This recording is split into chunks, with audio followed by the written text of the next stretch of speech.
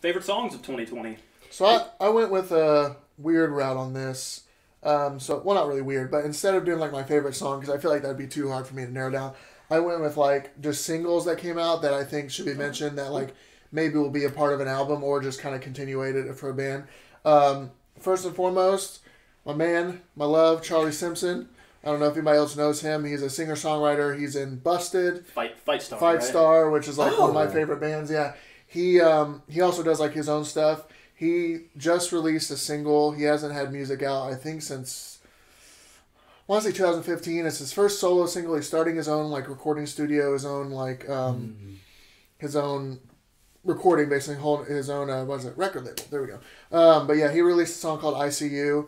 It's really good message, really like honest, heartfelt video. Go check that out if you haven't heard it. He's like, it's sort of like indie folk. It's got little pop elements here and there, but it's really good. He's just one of my favorite artists, and I was really glad to hear him come alive this year and be back. He was doing stuff with Busted for the past couple years, and that's great too. And then one that I had to add lately, because the boys released 2 killer tracks. You know, Every Time I Die, Colossal Wreck, Desperate Pleasures. What can you say? Yeah. Still growing strong after 20-something odd years of being one of the best heavy bands of all time. Really looking forward to this album they're supposed to have, which might be like 16 tracks. I think those songs deserve a special shout out for the drumming on them. Oh, absolutely. I think there's a high standard for Every Time I Die drummers with just how many drummers they've had, and Goose I feel like every drummer has gotten better. And yeah, Goose is just. I was gonna say, yeah. How do you like? We took a year to find Dave. How's they like just like continuously? Yeah. I guess when you get to a position that you're in where you're like the best heavy band, you can find one. That signing bonus probably isn't too bad. Yeah, Epitaph's. I mean, they literally had one time where they the way they replaced the drummer was they went, "Hey, send in video auditions." So at this point, they can just kind of replace people as they need. Yeah. And then I think I'll go for 3. I mean, there's tons. I mean, obviously, music is like such a broad genre. When we get into like albums, I'll be talking about a million of them, but just to keep it going. Number 3 is Architects with Animals. Oh, good Which pick. actually for me is a surprise because I think a lot of people, right now it's kind of a mixture because, I mean, they're going in a different direction, which makes sense because, you know, you had Tom pass away and then they put out Holy Hell as like the continuation of his legacy, and now it's sort of like brand new stuff, and it's falling more into like that kind of alternative metal, which could be like radio play almost. And at first I was kind of like, I don't know about this, but then after just listening to it, it's just so catchy, it's so heavy, and like it is Architects no matter what you want to say about it. And then they have a new one called out, I think it's called Black Lungs, which is just as good, which has got some like different vocal takes because Sam's known for like screaming, and you know everybody's like, oh, he does the blast, and like that's great and all, but like heavy music gets boring after a while for me. So hearing them step in a different direction, which I think a lot of bands like Bring Me the Horizon, which they're doing like this new like alt metal kind of, which is not really new, but stepping into this new genre, I think, and like doing new stuff is really cool, and I think will only help the metal genre become more of like an accessible radio kind of genre. So Animal, I just like I've probably listened to that. Like if you were to pop up like most listened to singles, I'm sure that would pop up because I listened to it like 20 times. Just because I like after I got it, I was like, oh, this is really cool. So that would be the singles so far. I mean, there's tons of them, obviously. One more I didn't say. I'll say it real quick before we move on to David. Royal Blood released a song called Trouble's Coming. And I think check that out. Yeah. If you like Royal Blood, it's like, think of like, it's basically like to write the song. If you know Sam Rockwell's an actor in Charlie's Angels, there's this scene where he's dancing. He posts on Instagram where he literally turned that on and wrote to it, so that the song would be something that he was dancing to. Like that's what he wanted to get. The bassist, and it's just really good. I love Sam Rockwell. It's sort of like Royal Blood. So. It's sort of like a '70s like rock tune. It's really like kind of Earth, Wind and Fiery. It's really good. Man. Yeah. So check that out if you like Royal Blood. You picked some bangers right there. Well, I'll try and follow up. I had to throw it out. We're going with songs, correct? Okay, here we go. I went the route of what have I listened to at least like 50 times this year. What was kind of like either a single and or the single from a new album, and something that still gives me the tingles in my Pringle. Like it had to be one of those. Yeah. Number 1, it has to be "It's Cool" by 4 Year Strong. Okay. Historically, like for me, there was a time I was a big fan of 4 Year Strong, and then I was not a fan of 4 Year Strong. Yep. And then them coming back now in this new incarnation, like this version of them, I think is their absolute singing best. But that guitar riff in the beginning is amazing, and it just does things to my insides. Second, number 2 is "Bridges" by Rival Town. Okay. Smaller pop punk, not even pop punk. They're kind of like hard punk. They've got screaming, that clean vocals, but like symphonically, the construction of that song is like the kind of music I want to make. It is just so good. The hook is so catchy. The bridge is so dang good. The way it twists at the end. Oh my gosh, so good. Check it out. And then, sort of a guilty pleasure. I don't know because I didn't realize that I had listened to it like close to triple digits. Is "Burial Plot" by Dayseeker, small metalcore band. Yeah, based out of San Diego. Dayseeker's awesome. Yeah. They're amazing. The vocals is really and good. their vocalist. I didn't realize until like probably a month ago that it wasn't 2 vocalists. Yep. He has the creamiest, Rory Rodriguez, most impressive like lead vocal chops, and then he'll go voice with grit. He'll go straight up screamo. Like so talented. But that song is a banger. One honorable mention though, because this was probably my most played pop song, "Waves" by Meghan Trainor. If you haven't heard it, it is not a typical pop song. It is like thumpy and groovy, and it will like punch you in the chest with the feels. It is one of the catchiest hooks of the year. There you go. Nice. That's all I got for you. All right, so top 3. First for me is "Flowers of Light" by Caspian. Good choice. I love instrumental music. I saw Caspian live once, and they were incredible. "Flowers of Light" is my favorite song off of the album they put out this year. The ending legitimately made me start to tear up, which said a lot, because that does not happen a lot. Highly recommend checking that out. Second one is "Model Village" by Idols. Idols is one of my favorite bands. They're a British punk band. They don't like being called a punk band, but that's what they are. Listen. "Model Village" is an upbeat song about kind of poking fun at blind nationalism. The lyrics are incredible, self-aware, and just funny. And then last for my official top 3 is "I Know the End" by Phoebe Bridgers. Great pick. It is incredible. The last 2 minutes of that song give me chills pretty much every time I hear that. That's a great record, but yeah, that song is just killer. And then a couple honorable mentions I just wanted to throw out. This one's cheating because it's technically 2 songs, but "Marionettes 1 and 2" by Intersikari is great. Very good. "Roadkill" by the 1975. Yep. They basically are a pop band who wrote an alt country song. Yeah. It's like great. One of the best. "Where Are You" by Silverstein has probably my favorite riff of the year. The most played. Yeah. That was like my Spotify most played song of the year was that song because it's so good. I couldn't decide between that or "Say Yes." I think both of those are awesome really songs. Good too. And then my last one is "Super Sleuth" by Vinart, I think is how you say it. You can't find it on Spotify. Only released on Bandcamp for some reason. Okay.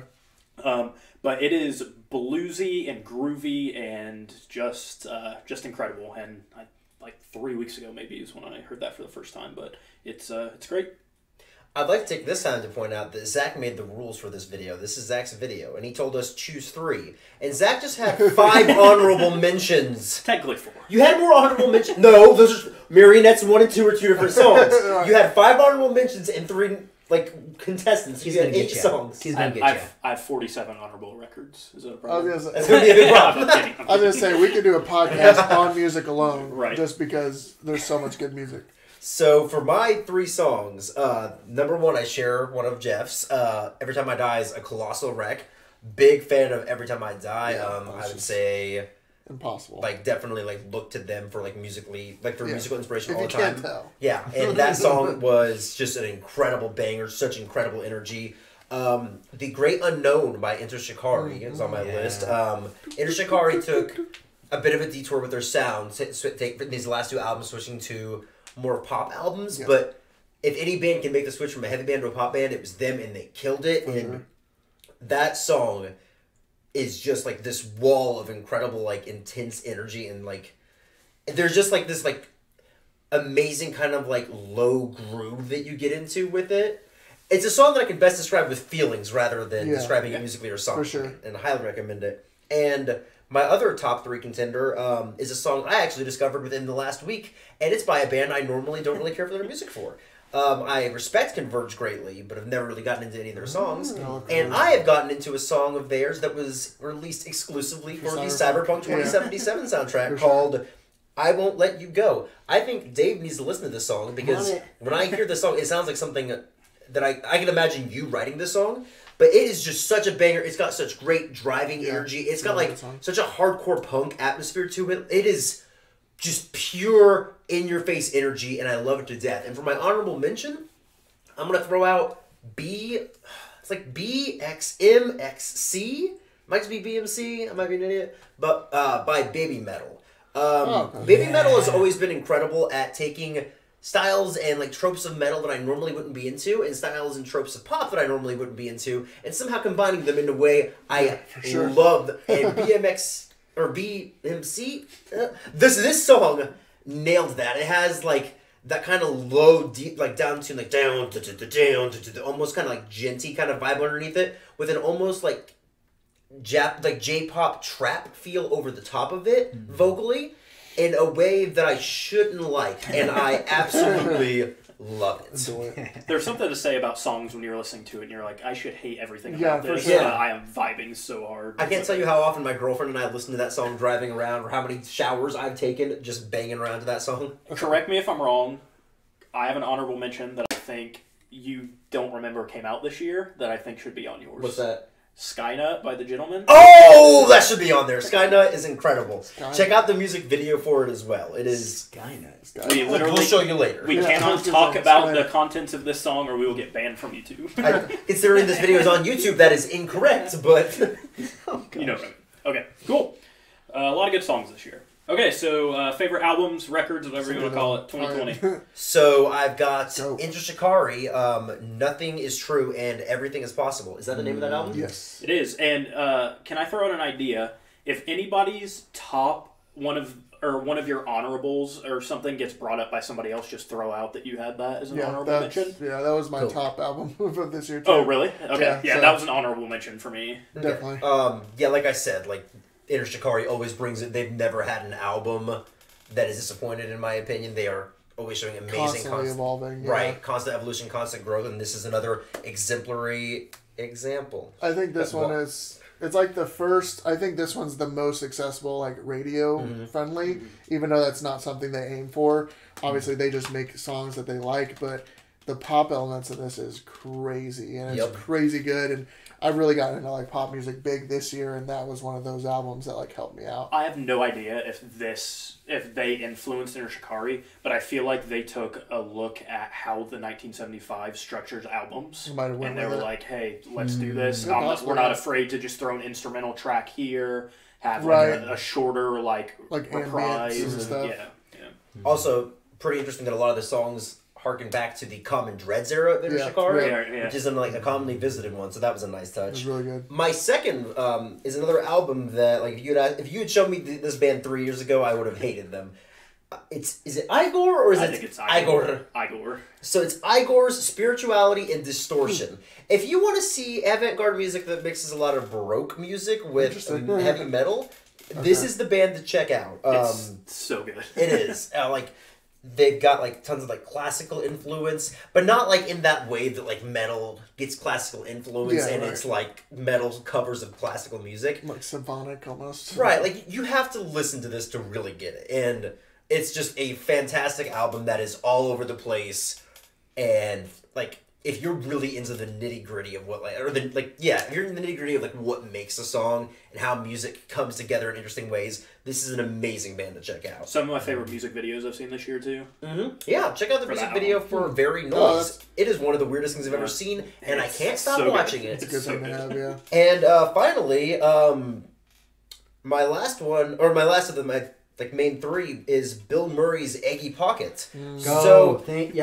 As somebody who never got into Attack Attack, I'm oddly more into the bands that have spawned off of Attack Attack, like Beartooth and Bill Murray. And Bill Murray does an amazing job of taking all these common things and these like ideas that go into like the heavier music of like the mid 2000s, late 2000s era, that kind of like post-hardcore feel, and combining it with pop music, but not in the way that like people usually combine stuff with pop music, where it's like heavy pop. Like that's okay, but like he combines like the real bare essences of these tracks in a way that just makes incredible like pop music that's influenced by this music that all of us grew up with. Also, I'm not normally a fan of people like getting real memey with their stuff and like taking everything as a joke. So when every song is a meme and every song and everything he does is a joke and I can still be into it, you know he's doing something right, because that's normally stuff I would tear up. And my honorable mention is Wake of a Nation by Zeal and Ardor. They are a band that combines black metal with spiritual music. It's really interesting, yeah. And their first 2 albums were, I mean, they were really that. It was really like, here's some spiritual music and here's the heavy part, and it worked out really well. In this one, I feel like they kind of found their stride in kind of combining their like sounds, and it just became cohesive, and it just became an amazing new like musical product, and you really feel the emotion behind it as well. Given the year 2020 and a lot of things that have happened socially, just like the raw energy and like fierceness behind their emotions regarding these events comes through in a way that, you know, you usually get with lyrics, but it comes through in the music itself and like the whole package in a way that really conveys every bit of their emotion, which is a skill that people always strive to do. And to see a band that isn't that old and established bring it that hard, like, it's very impressive. And it makes me really excited to see how they incorporate what they did on this onto their next album. Agreed. Like, yes. Especially with like the social climate right now. Yeah. And it's just I just started listening. Like I couldn't think of him, and then the other day I saw something that reminded me of him, and I listened to it. I like gospel music for that. I think it's a very interesting genre. Like it's like spiritual gospel music, and just the combination of like this like gospel clap like stomp style like, you know, song, and then all of a sudden you get this like mash of black metal in the middle, and you're just like, whoa, like this is crazy. Like this could be on the radio if it didn't, you know, if like this like weird black metal. So that they're really crazy and really good. It makes you wonder how you haven't heard more of them. For sure, right? No, definitely. Yeah, and something I was going to add to that is black metal, from what I know of it, I've listened to a little bit, is a genre that doesn't innovate a ton. No, people in the black metal community get kind of mad at bands that do, like, it's like Death Heaven, right? People get mad when they start incorporating like shoegazy elements. They're definitely like genres. Zeal and Ardor is doing something really cool where they are putting something else into black They're definitely metal. defenders of the genre out there for that, you know, for black metal. Yeah. Cool. Any more? God. Probably come back to me when one of you says something that makes That's me a go. loaded question, yeah. Yeah, Check the list. trying to think of like check this illegible list. The Silverstein. What was that I was was just getting ready to say that. Yeah. What was that one A called? Beautiful Place to Drown. Beautiful Place to Drown was incredible as well. That was great. Come back to me in like 2 minutes when it clicks with me some other stuff that came out this year. Zach was kind enough to send us a list of everything we probably would have listened to this year, and I looked at it for about 5 seconds and then I went, and got distracted. So,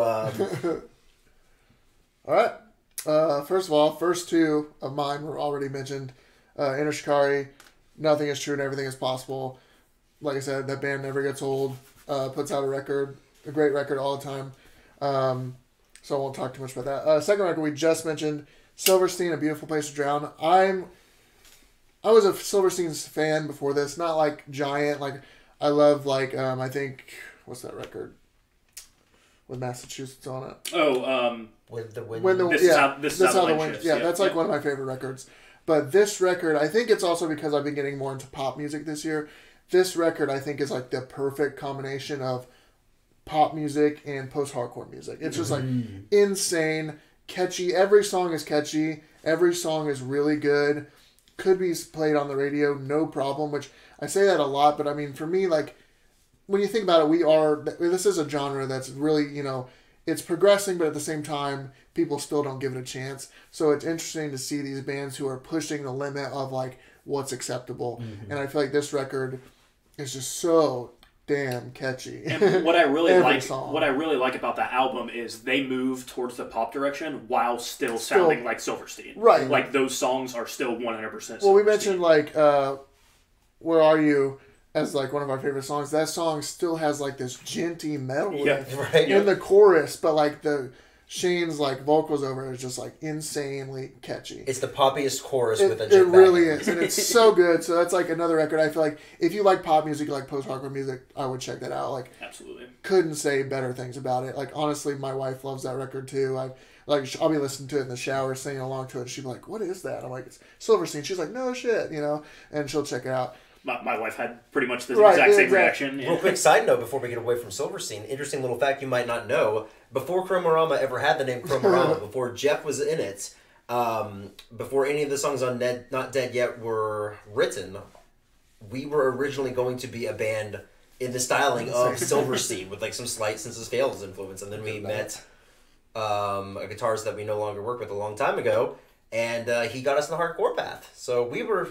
Who knows? We were pretty close to actually writing that very same album. I had all those songs written out. Who knows? It could pop in later. Yeah, and then Silverstein stole all my music. So then I'll do number 3, and then I have a few like honorable mentions. I could go on and on, but I'll do a couple. Number 3, which actually is a surprise for me, and I got into late in the year, is Dua Lipa, Future Nostalgia. Yeah. Oh, agreed. This like album is incredible. Like, it's super really like instrumentally, it's amazing. Which like a lot of pop music I find kind of boring. They're they rely on beats and they rely on like synthetic instruments, and you can tell like she has a live band for this, and it's just so poppy and it's funky. The bass, like I love a good like bass tone, and it's just good bass. She's got super good melodies, really good like song structure. I don't know. It's just something I've really gotten into. And I've tried to open up to like more like female fronted artists and stuff like that, just because it was something that I think when I was younger I was a little more closed minded to, not because it's a woman fronted, but because I found it hard to connect to. I also just didn't really listen to pop music, which I think the genre has a lot of really good talented artists. So yeah, her record, I don't know, just stood out to me this year, like enough to be like a top record, which doesn't happen for a lot of like pop music for me. And then honorable mentions, I'll just list some off. I won't really talk about them a lot. Notes on a Conditional Form. So good. 1975. I mean, I got the t-shirt on. Just a good band. I mean, I don't know. I just got into them last year. Really good band. Really good, interesting record. I know it got a lot of hate too because it had some weirder elements to it, which they've introduced.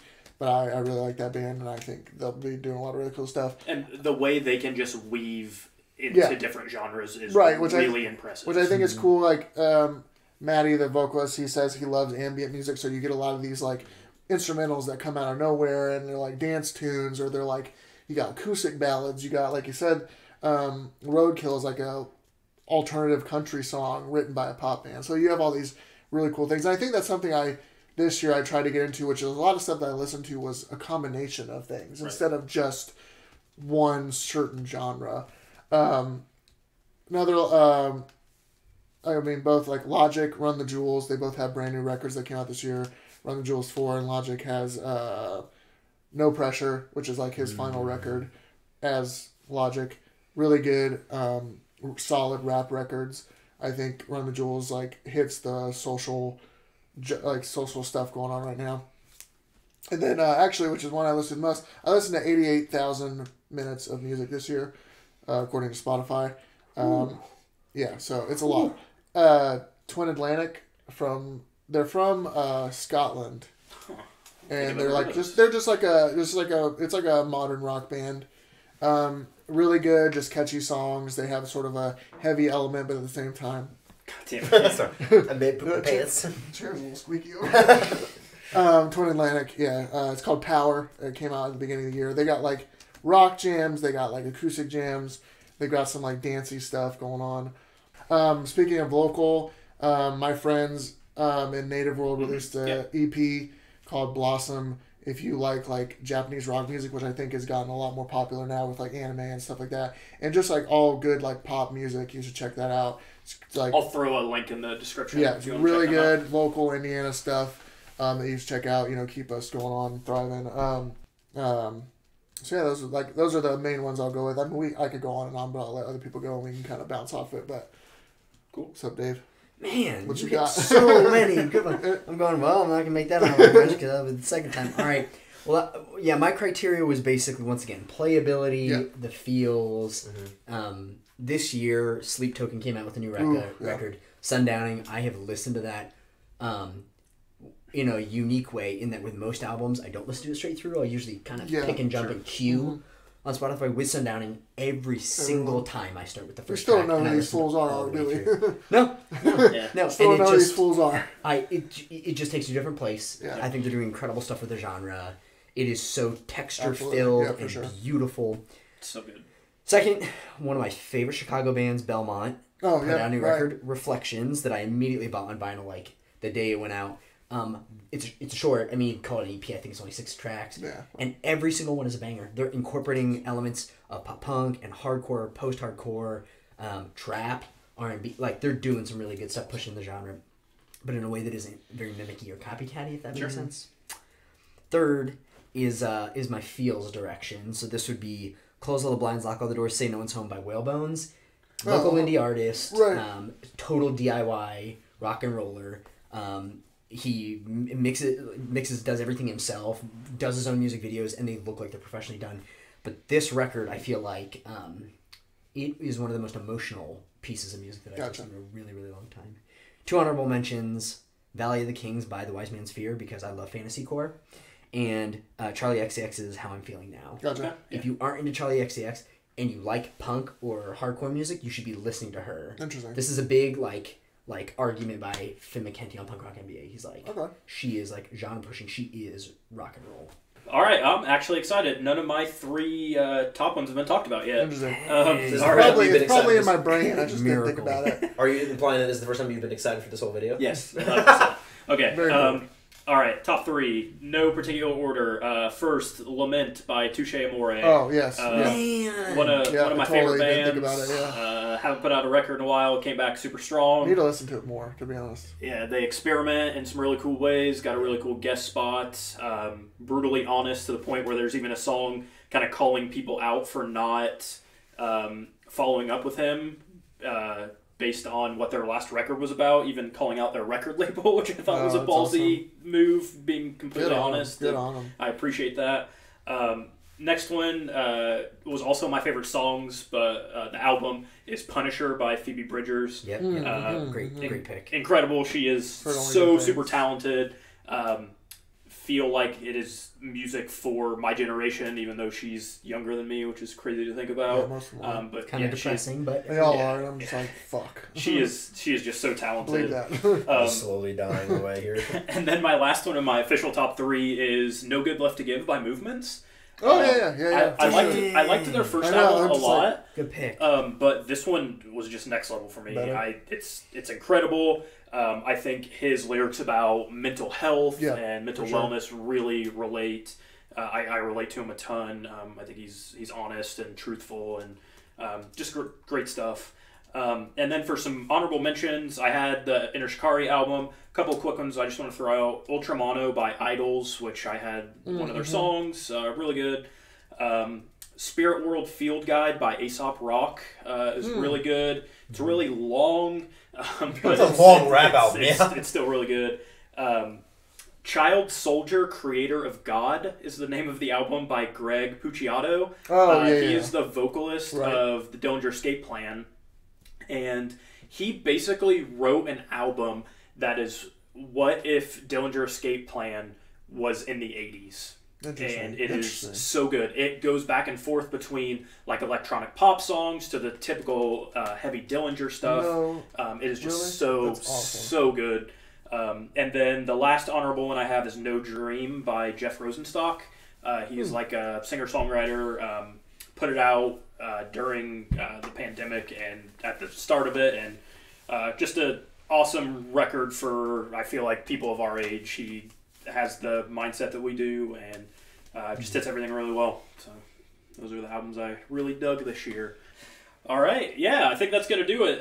Thanks everybody for watching. There are going to be a bunch of links down in chat. I'm going to throw a bunch of videos up. You can check out our music videos. When this comes out, we will have a song in 2-ish weeks coming out after this thing. Maybe 2 to 3. Maybe the best song on Rock and Roll. We're super stoked for it. So thanks everybody for checking out the stuff. Thank you.